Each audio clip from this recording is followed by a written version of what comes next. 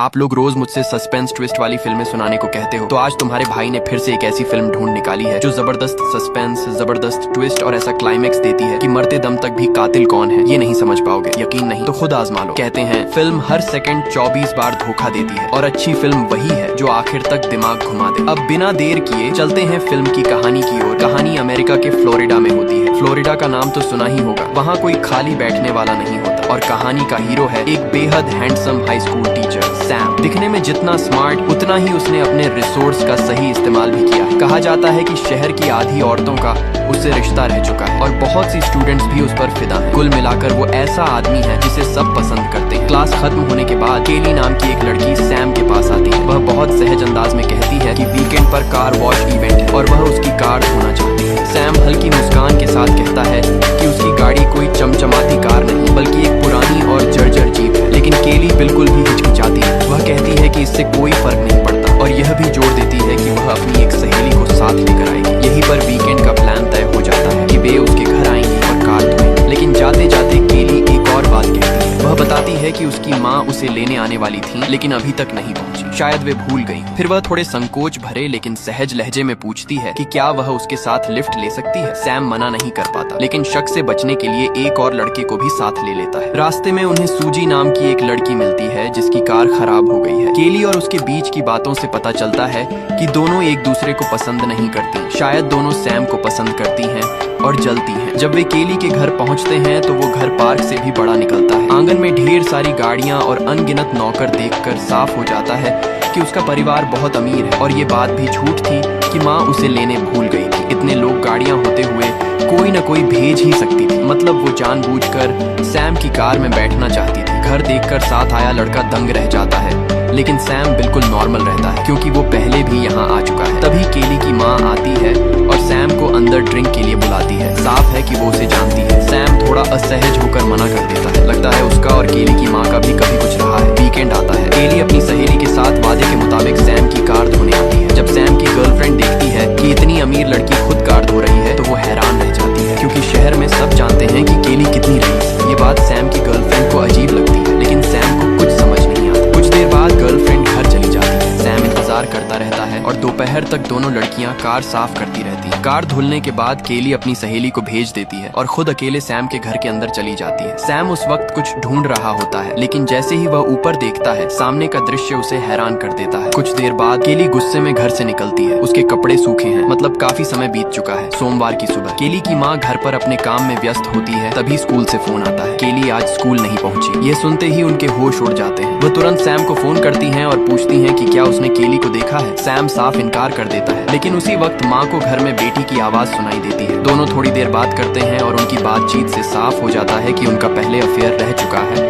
और केली की माँ अभी भी रिश्ता जारी रखना चाहती है। मगर सैम कहता है कि अब उसकी गर्लफ्रेंड है और वो वफादार रहना चाहता है। फोन रखने के बाद माँ सीधे केली के कमरे में जाती है और पूछती है वह स्कूल क्यों नहीं गई। ये सुनते ही केली रोने लगती है। वह कहती है कि उसे अपने पिता की बहुत याद आ रही है। माँ के चेहरे से साफ झलकता है कि उसके पिता अब इस दुनिया में नहीं है, उन्होंने आत्महत्या की है। लेकिन कुछ देर बाद केली हिचकते हुए असली बात कहती है। उसके साथ गलत हुआ है और वह सैम का नाम लेती है। ये सुनते ही माँ हैरान रह जाती है और तुरंत बेटी को लेकर पुलिस स्टेशन पहुंच जाती है और सैम को तुरंत गिरफ्तार करने की मांग करती है। हालांकि उनका परिवार बहुत रसूखदार है फिर भी पुलिस नियम से काम करती है और माँ को बाहर बैठने को कहती है ताकि वे केली का बयान सुन सके। केली घटना बताने लगती है और खास बात ये है कि वो हर डिटेल बहुत साफ साफ बताती है। यहाँ तक कि सैम ने क्या कहा था वो भी शब्द शब्द दोहराती है। वीडियो रिकॉर्डिंग कई बार देखने के बाद एक महिला पुलिस अधिकारी कहती है शायद कुछ हुआ ही नहीं, लड़की झूठ बोल रही है। वो पॉलीग्राफ टेस्ट की सलाह देती है लेकिन तभी दूसरा पुलिस वाला माइकल बीच में टोक देता है। वह हैरानी से पूछता है कि क्या वे सच में यह कदम उठाने जा रहे हैं क्योंकि अगर टेस्ट हुआ तो केली की माँ पूरा थाना हिला देंगी। सभी जानते हैं कि उसका परिवार बेहद प्रभावशाली है। आखिरकार अफसर भी माइकल की बात से सहमत हो जाते हैं और नियमों के तहत जांच शुरू करने का निर्देश देते हैं। इस दौरान केली की माँ स्कूल के बोर्ड के पास जाकर जमकर हंगामा करती है और सख्त मांग करती है कि सैम को नौकरी से निकाल दिया जाए। स्कूल मजबूर होकर मान जाता है क्योंकि पूरा स्कूल उसी के पैसे से चलता है। इससे अंदाजा लगाया जा सकता है कि उसका परिवार कितना अमीर है। दूसरी तरफ सैम अपनी रोजमर्रा की जिंदगी जी रहा था। तभी एक सहकर्मी उसे बोर्ड का फैसला बताता है। सैम पूरी तरह टूट जाता है। उसे समझ नहीं आता केली ऐसा क्यों कर रही है। वो जानता है कि वो केली के परिवार से लड़ नहीं सकता। यहाँ तक कि उसे कोई वकील भी नहीं मिल रहा क्योंकि कोई भी इतने ताकतवर ताकतवर परिवार के खिलाफ नहीं जाना चाहता। तभी उसका सहकर्मी सुझाव देता है कि एक ऐसा वकील है जो इस तरह के मामलों में पीछे नहीं हटता। उसी के जरिए सैम की मुलाकात उस वकील से होती है। सारी बात ध्यान से सुनने के बाद वकील ने उससे सिर्फ एक सीधा सवाल पूछा कि क्या उसने सच में ऐसा किया है। सैम ने बिना झिझक साफ मना कर दिया। उसके जवाब के बाद वकील ने उसे आश्वस्त किया कि सब ठीक हो जाएगा। फिर भी केस की तारीख आने तक सैम की जिंदगी बुरी तरह प्रभावित होती है। उसकी गर्लफ्रेंड उससे ब्रेकअप कर लेती है। लोग उसे सार्वजनिक जगहों पर पसंद नहीं करते, यहाँ तक कि उसकी गाड़ी भी पार्क नहीं करने देते। केली की माँ एक गुंडा भी भेजती है जो सैम को नदी में धक्का देकर बुरी तरह पीटता है। और इसी मुश्किल समय में उसके लिए एक और बुरी खबर आती है। याद है सूजी नाम की लड़की? वही लड़की अचानक पुलिस में रिपोर्ट दर्ज कराती है। वो भी आरोप लगाती है कि सैम ने उसके साथ भी जबरदस्ती की। पुलिस अधिकारी माइकल और उसकी टीम सूजी से बयान लेते हैं। उसका बयान लगभग वैसा ही है जैसा केली ने दिया था। अब मामला और गंभीर हो जाता है। सैम गिरफ्तार हो जाता है। सच ये था कि अगर फैसला उसके खिलाफ जाता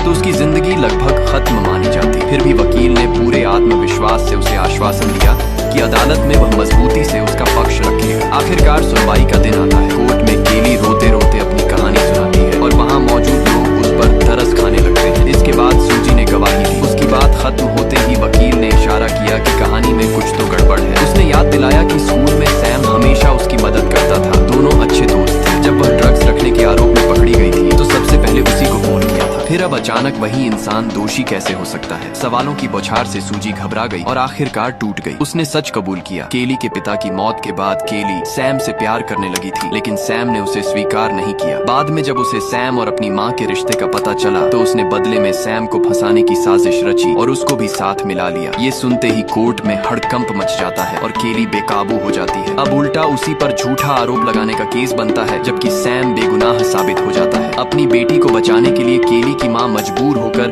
सैम के पास जाती है और $80 लाख से ज्यादा का मुआवजा देकर उससे समझौते का कागज ले लेती है। मुकदमा जीतने के बाद भी सैम की हालत संभल नहीं पाती। स्कूल में उसका रहना मुश्किल हो जाता है, इसलिए वह नौकरी छोड़ देता है। शहर में भी टिकना आसान नहीं। केली की माँ से खुली दुश्मनी लेकर जीना खतरे से खाली नहीं। $80 लाख मिल चुके हैं तो कम से कम आगे की जिंदगी आराम से कट सकती है। एक रात सैम अपनी जीप लेकर एक मोटल पहुँचता है। कमरे में घुसते ही सोने की तैयारी करता है कि तभी बाथरूम से आवाज आती है। वो पास जाकर देखता है तो चौंक जाता है। सामने केली खड़ी है। उसके हाथ पर तौलिया रखा हुआ है, मानो उसके नीचे बंदूक छुपी है। एक पल को लगता है कि शायद वह बदला लेने आई है, लेकिन सच्चाई कुछ और निकलती है। दरअसल ये दोनों पहले से ही साथ थे। पूरा खेल केली की माँ से बड़ी रकम ऐंठने के लिए रचा गया था। तभी उनके जश्न के दौरान सूजी अंदर आती है। पता चलता है कि इस साजिश में तीनों शामिल थे। सैम कहता है कि अभी काम भले ही हो गया हो, लेकिन मामला पूरी तरह खत्म नहीं हुआ। इसलिए सुरक्षित रहने के लिए आज रात के बाद तीनों को फिर कभी नहीं मिलना चाहिए। उधर माइकल अपनी महिला साथी से शक जाहिर करता है कि कहीं सैम ने उन्हें बेवकूफ तो नहीं बना दिया। सच जानने के लिए वो केली और सूजी की जांच शुरू करता है। केली तो खुद अमीर घर की लड़की है। इस पूरे मामले का उस पर कोई असर नहीं पड़ा। माइकल उससे मिलता है और अपनी थ्योरी बताता है, लेकिन वो कहती है कि उसे कुछ समझ नहीं आ रहा और उसे नजरअंदाज करके चली जाती है। सूजी से मिलते ही माइकल बिना घुमाए फिराए बोलता है कि उसे सब पता है। सैम रकम लेकर निकल चुका है और वह यहाँ मासूम बनने का नाटक कर रही है। सूजी ऊपर से शांत बनी रहती है और माइकल को भगा देती है, लेकिन उसके जाते ही सैम को फोन करती है। फोन नहीं लगता तो वो कार लेकर सीधे केली के घर पहुंच जाती है। माइकल पहले से ही अंदाजा लगा चुका था कि वो बेचैन होकर कुछ करेगी, इसलिए बाहर ही इंतजार कर रहा होता है और उसके पीछे पीछे पहुंच जाता है। उसी वक्त सैम का फोन केली को आता है। उसे अंदेशा हो चुका होता है कि सूजी कुछ गलत कदम उठा सकती है, इसलिए वह केली को उसे काबू में रखने को कहता है। और इसी समय माइकल थोड़ी दूरी पर छिपा हुआ सब रिकॉर्ड कर रहा होता है। वीडियो में दिखता है। फोन कटने के बाद दोनों में बहस होती है, फिर हाथापाई शुरू हो जाती है। अगले दिन माइकल सीधे सैम को गिरफ्तार कर लेता है और रिकॉर्डिंग अपने बॉस को दिखाता है। वीडियो देखते ही बॉस भड़क उठता है। वह माइकल से पूछता है कि क्या वह आधी रात किसी के घर में घुसकर फिल्म बनाने गया था। माइकल गुस्से में कहता है कि उन सबको बेवकूफ बनाया गया है। उसके मुताबिक सैम, केली और सूजी तीनों मिलकर पूरा नाटक रच रहे थे ताकि पैसे लेकर आसानी से निकल सके। बॉस सख्त लहजे में कहता है कि वीडियो में आवाज साफ नहीं है, इसलिए इसे ठोस सबूत नहीं माना जा सकता। वह याद दिलाता है कि केस पहले ही बंद हो चुका है और अगर वे केली की माँ से कानूनी लड़ाई नहीं चाहते तो चुप रहना ही बेहतर है। इतना कहकर वह बाहर निकलता है और सैम को रिहा करने का आदेश दे देता है। सैम को पहले ही समझ आ गया था कि सूजी देर सबेर मुसीबत बन सकती है। इसलिए एक अंधेरी रात वह केली और सूजी को समुद्र किनारे बुलाता है, सूजी को शराब पिलाकर बेहोश करता है और उसे मार देता है। इस पूरे काम में केली भी उसके साथ होती है। बाद में दोनों मिलकर सूजी की लाश दलदल में दफना देते हैं। भले ही बॉस ने माइकल को जांच रोकने को कहा था, लेकिन माइकल कोई साधारण पुलिस वाला नहीं था। वो अपनी जिद पर अड़ा रहा। अगले ही दिन वह अपनी महिला साथी के साथ सूजी के घर जाता है। पता चलता है कि सूजी रात भर घर नहीं लौटी। माइकल अपनी महिला साथी को उसकी कार की जांच करने भेजता है और खुद सैम के छात्रों से पूछताछ करता है कि वे लोग अक्सर कहाँ जाते थे। वही जगह निकलती है जहाँ पिछली रात सैम ने सूजी को मारा था। वहाँ माइकल को 2 दांत और काफी खून के निशान मिलते हैं। उसे यकीन हो जाता है कि सूजी के साथ कुछ हुआ है और कातिल सैम ही है, लेकिन उसका बॉस मानने को तैयार नहीं होता। उसका कहना था कि ऊपर से देखें तो अगर सूजी के साथ कुछ हुआ भी है तो शक केली पर जाएगा, क्योंकि कोर्ट में सूजी ने उसे फंसा दिया था। उसके पास साफ मकसद था। बॉस तो यहाँ तक कहता है कि अगला शिकार शायद केली ही होगी और सैम तो वैसे भी सनकी है। फिर भी वो माइकल को मामले से दूर रहने को कह देता है। मजबूर होकर माइकल अपनी महिला साथी की मदद लेता है। उस रात वह सैम पर नजर रख रही होती है, लेकिन थोड़ी देर में सैम उसे देख लेता है और कमरे में बुला लेता है। वह उसे केली की फाइल दिखाता है और कहता है कि केली बस एक जुनूनी लड़की है जिसने अपने प्यार के चक्कर में 2 मासूम लोगों की जान खतरे में डाल दी। लगता है उस महिला को भी सैम में थोड़ी दिलचस्पी होने लगती है, मगर बातें उसके सोचे मुताबिक आगे नहीं बढ़ती। थोड़ी देर बाद सैम उसे वहीं छोड़कर चला जाता है। जैसे ही सैम बाहर निकलता है, महिला माइकल को फोन पर खबर देती है सूजी की मौत हो चुकी है और सैम फरार है। उसी वक्त माइकल केली के घर के बाहर ही घात लगाए बैठा होता है, क्योंकि उसे पूरा यकीन है अगला निशाना केली होगी। फोन रखते ही माइकल सीधे घर में घुस जाता है। उसे अचानक देखकर केली घबरा जाती है और दोनों में बहस शुरू हो जाती है। तभी कमरे से गोलियों की आवाज आती है और थोड़ी देर बाद माइकल लड़खड़ाता हुआ बाहर निकलता है। पुलिस के सामने माइकल कहता है कि वह किसी टकराव के लिए नहीं गया था, बल्कि केली को बचाने गया था। लेकिन उसे देखते ही केली घबरा गई और उसने उसके कंधे पर गोली चला दी। हालात बेकाबू हो गए और मजबूरी में उसे जवाबी फायर करना पड़ा। दुर्भाग्य से गोली केली को लगी और उसकी मौत हो गई। उसके मुताबिक यह सब एक हादसा था। फिर भी माइकल पर सैन्य अदालत में केस चला, लेकिन जांच में पाया गया कि उसकी कार्रवाई नियमों के मुताबिक थी। आधिकारिक रिपोर्ट में निष्कर्ष निकला कि सूजी की हत्या केली ने की थी और माइकल ने उसे बचाने की कोशिश में गलती से गोली मार दी। दूसरे अफसरों ने भी उसकी बात की पुष्टि की। आखिरकार माइकल को जेल नहीं हुई, बस नौकरी और सभी सुविधाएं छीन ली गई। दृश्य बदलता है। समुद्र का शांत किनारा, सुनहरी रेत, चारों ओर सुकून। सैम भी लेटा हुआ धूप सेंक रहा है, जैसे सारी परेशानियां पीछे छूट गई। कुछ देर बाद वह होटल के कमरे में लौटता है। दरवाजा खुलता है। माइकल अंदर नहा रहा होता है। असल में पूरी साजिश इन्हीं दोनों की थी। केली और सूजी तो बस मोहरे थीं और अब वो मोहरे भी हमेशा के लिए हट चुके थे। $80 लाख से ज्यादा रकम दोनों ने आपस में बांट ली। पूरा प्लान बिल्कुल परफेक्ट था, लेकिन माइकल उन 2 लड़कियों जितना बेवकूफ नहीं था। उसने बातचीत को घुमाया नहीं, सीधे मुद्दे पर आया और पैसों की टाइमिंग पूछी। सैम ने बताया कि बैंक से राशि भेजी जा चुकी है और 1-2 दिन में पहुंच जाएगी। अगर उसे भरोसा नहीं है तो यहीं रुक कर इंतजार कर ले। माइकल को इतनी आसानी से भरोसा नहीं था, इसलिए उसने वहीं रुकने का फैसला कर लिया। तभी सैम ने बताया कि उसने नई सेल बोट खरीदी है और क्यों न समुद्र की ओर निकलकर समय बिताया जाए। समुद्र में पहुंचकर सैम नाव चला रहा होता है, इसलिए वह माइकल से कहता है कि रस्सी कस दे। माइकल सोचता है इसमें क्या खतरा है और जैसे ही वो करता है,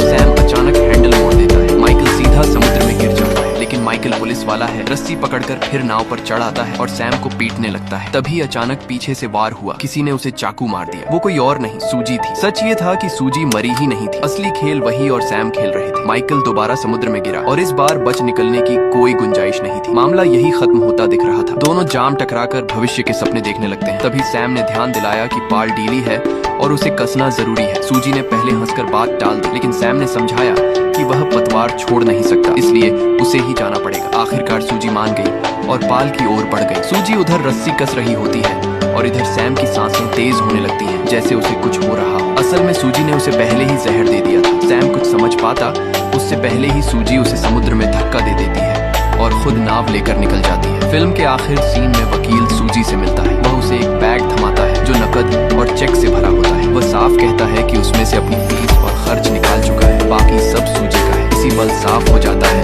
कि असली खेल इन दोनों ने खेला था। सूजी बिना कुछ कहे पैसे लेकर निकल जाती है। सूजी के जाने के बाद वकील उसकी ड्रिंक उठाकर एक घूंट पीता है। इशारा साफ है कि शायद उसका भी वही हश्र होने वाला है। यही आकर वाइल्ड थिंग्स की कहानी पूरी होती है। सच बताओ, ऐसा अंत किसने सोचा होगा? आखिरी के ट्विस्ट एक के बाद एक गिरते हैं और हर बार कहानी का नजरिया बदल जाता है। मानना पड़ेगा कि कुछ मोड़ थोड़े अचानक लग सकते हैं, लेकिन 28 साल पुरानी इस लो बजट फिल्म के हिसाब से यह वाकई कमाल का खेल है। अगर आपको ट्विस्ट से भरी मिस्ट्री थ्रिलर फिल्में पसंद हैं, जहां हर किरदार पर शक होता है और आखिरी मिनट तक सच सामने नहीं आता, तो यह फिल्म जरूर देखना। अब कहानी खत्म होने का वक्त है। सच्चे दिल से धन्यवाद उन सभी दोस्तों को जिन्होंने अंत तक देखा।